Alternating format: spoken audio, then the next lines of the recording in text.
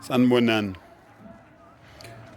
Uyabona ngelinye ilanga ngomunye unyaka ngake ngamema abafundisi kuthi angithi abafundisi abebeqhamuka emabandleni awu28 ahlukene.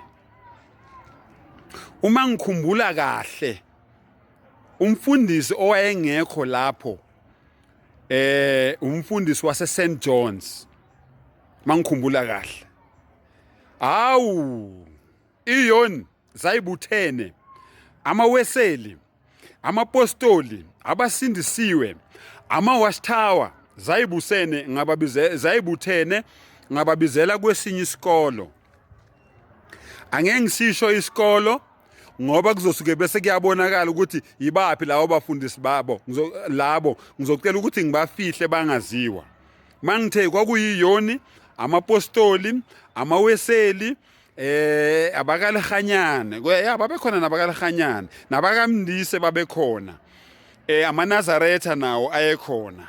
Khumbula kahle nje wayengekho engikhumbula kahle wase St John.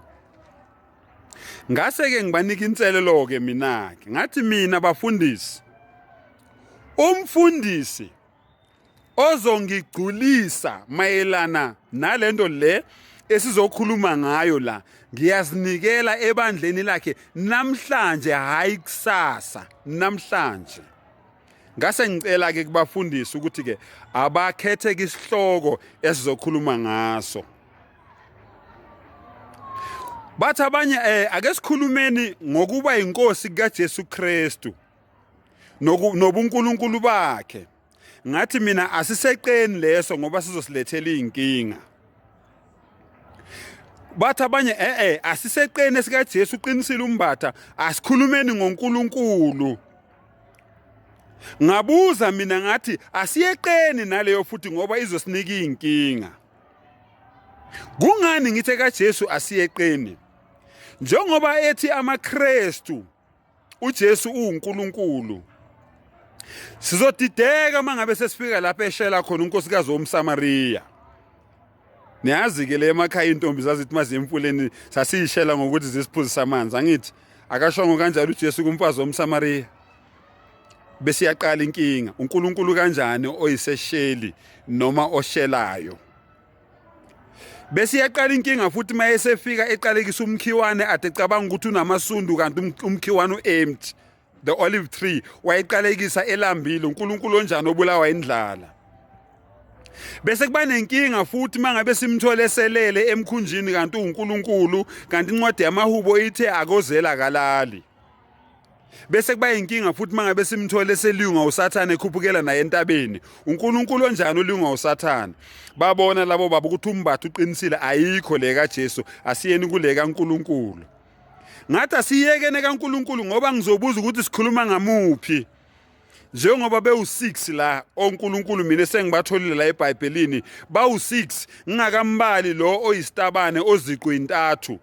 Lo kuthiwa uNkulunkulu Baba uNkulunkulu Ndodana uNkulunkulu uMoya Oyingcwele amadoda amathathu emntwini oyedwa. Leyo nkonkoni leyo yoNkulunkulu angayibali ngibala nje abaseBhayibhelini ngoba le nkonkoni engikhuluma ngayo ayikho eBhayibhelini. Akekho umfundisi noyedwa ongangibonisa ukuthi uNkulunkulu uziqu intathu angibonisa ivesi eBhayibheli esho njalo ayikho. Incwadi ezeza nemibhalo yamaRoma kwatshelwa abantu ngomlomo baseAfrika kwathi uNkulunkulu uziqu intathu. Babona abafundisi ukuthi la umlilo siyasha uma ngabe singabaleki sizosha nalomlilo. Baphuma abafundisi one by one babe about 48 to 50. Baphuma abafundisi one by one sasala su 18 noma sasu 16. Kwakunobaba ke uShandu lapho ngeke ngisho inkonzo ayesonta kuyo kodwa wayesayona. Wathi indaba ezitha angikhulumi lento ngoba ngibhayisikele emsakho. Kodwa labafundisi laba abasele bazongizonda angeke bathande ngalento engizoyikhuluma manje. Alukho ukholo kithi sonke maKristu. Kithi sonke esithi sikhonza uJesu, kithi sonke sithi uJesu uNkulunkulu, alukho ukholo ama society. Uyabona nje lama uniform la omasingcwabane.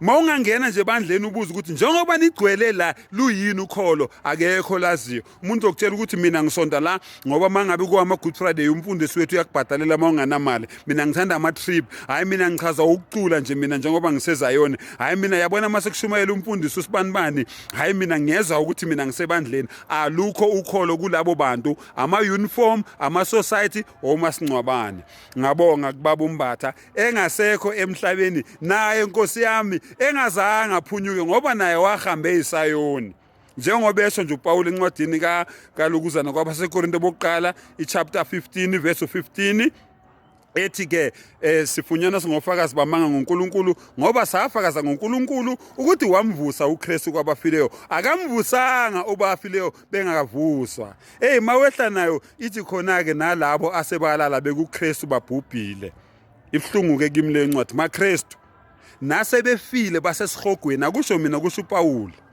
nawe wena uMkristu uphila uhamba nje uhamba indlela yesihogweni akusho mina sifundele nawe abaseKorinte bokuqala isahluko u15 uyiqale ku15 uyogcina mhlambe lapha ku24 uzozwa kahle ukuthi uPaul uthi wena mKristu yesihogweni nabangasekho basesihogweni akusho kaMbatha umntwana ngiyabonga